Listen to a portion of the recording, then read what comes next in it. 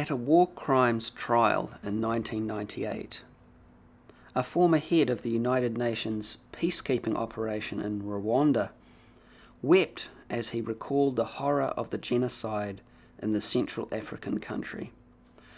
The Canadian General Romeo Dallaire testified that the UN assistance mission for Rwanda had to stand by, stymied by lack of resources.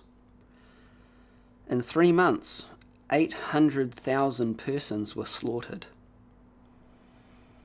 Describing the UN's failure to stop the storm of death enveloping Rwanda, the military general almost completely broke down.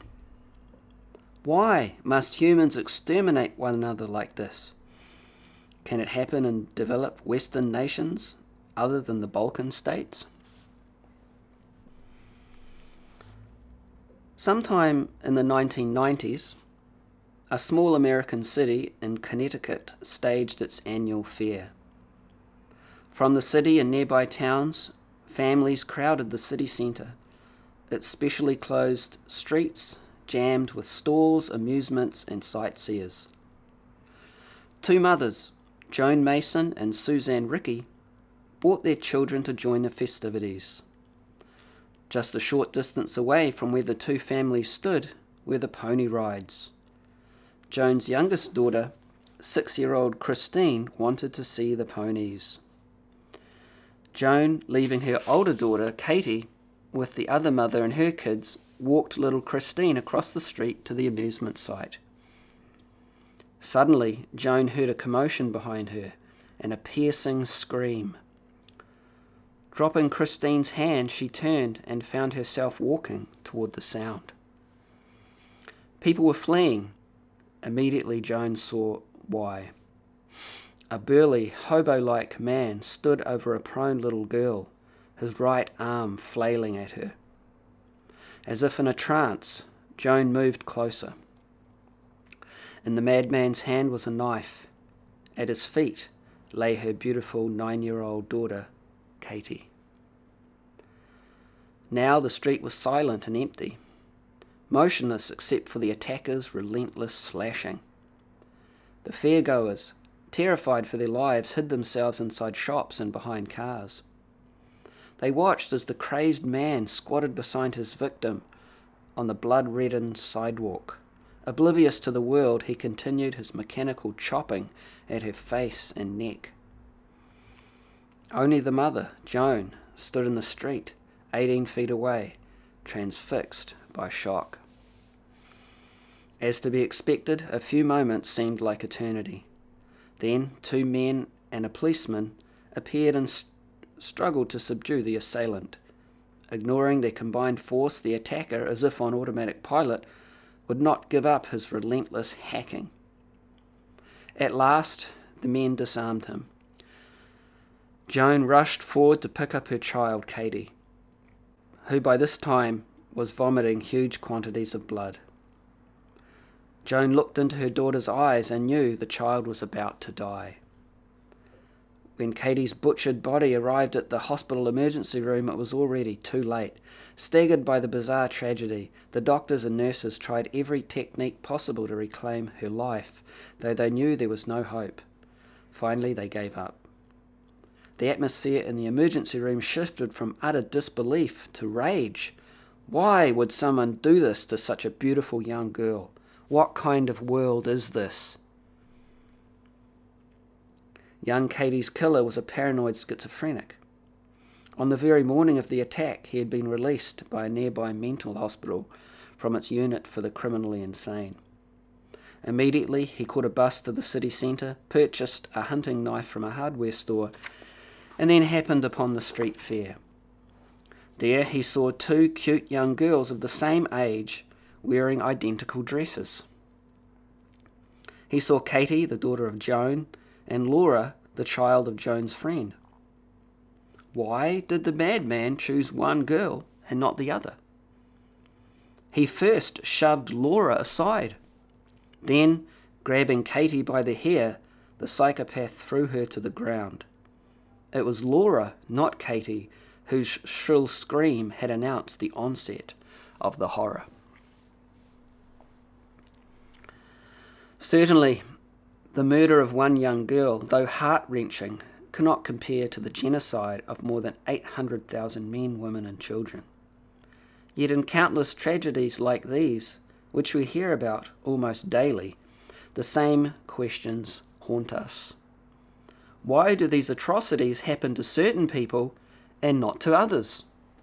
Is there any sense of justice in life, or are we completely at the mercy of cosmic chance? Making sense of the world. It's not that easy sometimes, is it? From the massive imbalances of wealth and power to why bad things happen to those we consider good people. Certainly, the world as we know it is not an easy place to make sense of. Today, we'll be looking at what bewilders us about living in this world, and also how to actually start to make sense of it all. And we'll be hearing more from Devamrita Swami, whose book, Searching for Vedic India, I was reading from. He's a Yale graduate, a world-travelling monk, teacher and author, and he'll help shed some light on this difficult subject. So if you haven't already, please get your thinking cap on and join me for another dive into the ancient yoga wisdom and its practical application in this video, Making Sense of the World. So, making sense of the world. Have you ever tried it?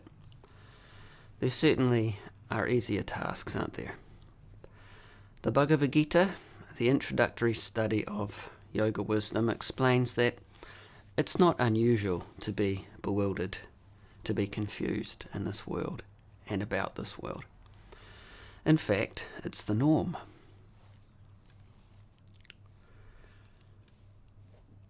What is it that bewilders us about the world? As this text explains here from the Bhagavad Gita, the very nature of this world, that of duality, contradicts our deepest desires and ambitions. We want to live, but we have to die. We want to be healthy, but we must get sick. We want to stay young and full of energy and vitality, but the way of the world is that we must become old and invalid. We want peace, but there's so much conflict in the world. We want to be happy, but happiness comes at the price of so much struggle and distress. We want love, but so much of the world is absorbed in hate. And of course, these are just a few of the countless dualities that come along with life in this world. As Krishna points out here, these dualities, these inbuilt contradictions, bewilder us and even confuse the greatest philosophers, political leaders, religionists, scientists, and academics. So it's not unusual to be confused, to not be able to make sense of the world. The unusual thing is to come out of confusion, to come out of bewilderment. And that's why throughout history, people have tried to attain enlightenment. Enlightenment means you can see. The idea being that through the lamp light of genuine knowledge, we can actually make sense of life and the world, and that understanding empowers us to live a happier and more fulfilling life. So today we'll borrow some light from the ancient yoga wisdom to help us to do just that, to illuminate the answers to questions that have confused many of the greatest minds in history. Today we'll examine questions like, why do bad things happen to good people? Does God make innocent people suffer? And are we predestined, or do we have free will?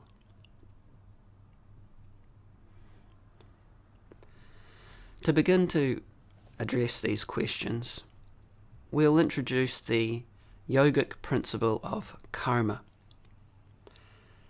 Karma, it's cool to throw the word around casually at cafes and parties, and also in advertising.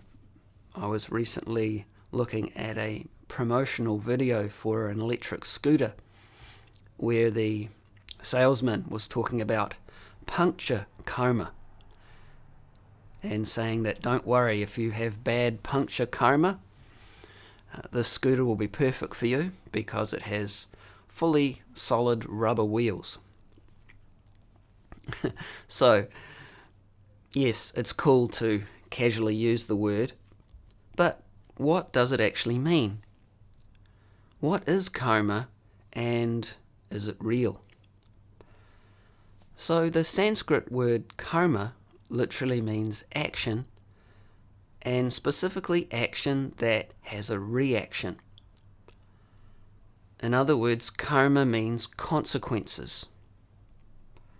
I'm sure you've heard the saying, what goes around comes around. Well, that's it in a nutshell. Also, in the Christian Bible, it is said, as you sow, so shall you reap. Now, we all know about the law of the land, one aspect of that law being the laws of driving on a public road, called here in New Zealand the road code. And if we stay within the law, within the speed limit, for example, we don't experience any issues with the law enforcement officers. But if we do break the law, we often get a reaction to that action, and one which we're not generally very happy with. We also know about what scientists call the laws of nature. That refers to natural laws such as gravity, electromagnetism, etc. But in the Western world, we're generally not aware of the laws of consciousness. Now, karma is the universal law that governs the actions of fully conscious beings. That means human beings, and which prescribes appropriate reactions to their actions. This means, again, what goes around comes around. As you sow, so shall you reap. So with this basic understanding of karma, the universal law of action and reaction, we actually have a reasonable way of explaining the apparently random and often unfair nature of the world. We actually have a solid philosophical framework with which to make sense of the world. And to begin to expand on this concept of karma, we'll first look at the questions, why do bad things happen to good people, and does God make innocent people suffer? The second question being a common argument by those holding the philosophical stance of atheism against the existence of an all-good, all-powerful, supreme being.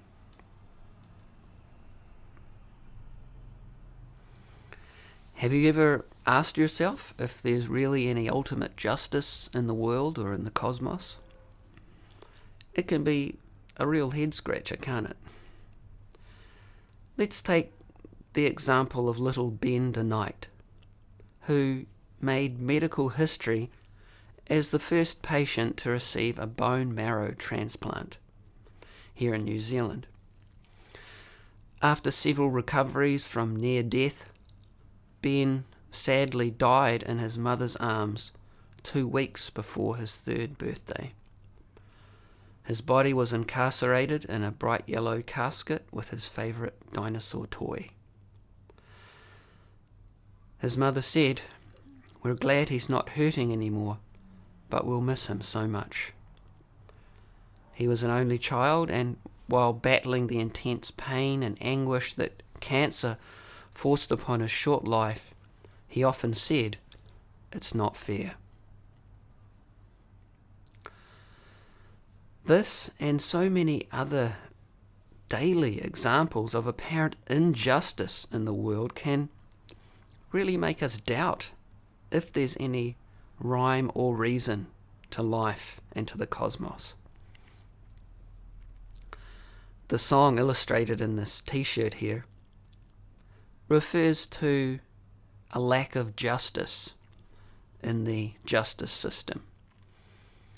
And with our ordinary vision, we may easily conclude a similar thing about life in the world when we hear stories like Little Ben's.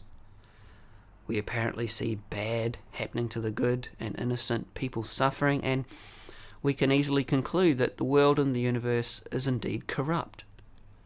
There's no ultimate justice. There's no justice for all. According to yoga wisdom, though, there is actually no injustice or corruption in life, in the world and in the cosmos. Rather, we all receive the exactly appropriate reactions to our actions.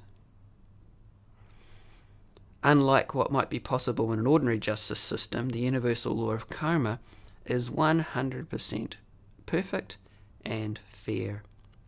But in order to understand why these apparently unfair occurrences take place, we first need to understand how human consciousness, unlike that of animals, plants, and other entities with little display of consciousness, is both causal and accountable.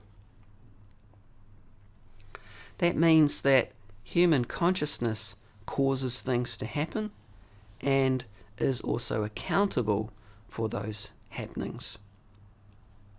Who is it that holds us accountable? The universal law of karma.